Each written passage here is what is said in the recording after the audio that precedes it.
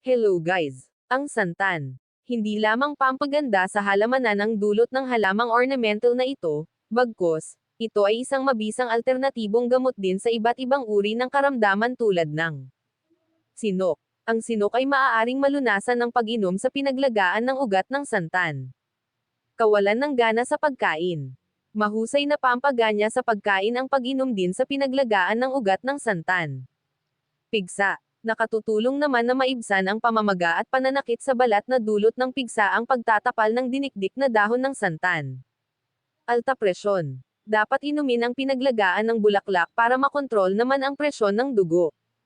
Sugat. Pinangtatapal din sa sugat ang dinikdik na dahon ng santan upang mapabilis ang paghilom nito. Pagtatae. Nakatutulong sa kondisyon ng pagtatae o disenterya ang pag-inom sa pinaglagaan ng ugat ng santan. Sore throat. Ang katas mula sa ugat ng santan ay maaaring ihalo sa tubig at ipangmumog upang malunasan ang pananakit ng lalamunan. Eczema. Ang kondisyon ng pamamaga sa balat o eczema ay tinatapalan din ng dinikdik na dahon ng santan. Ngunit tandaan, bagamat ito ay may tulong panlunas sa ating sakit, mainam pa din na tayo ay magpakonsulta sa mga doktor. Paki-share mo naman ang video na ito, react and comment ka na rin. Salamat!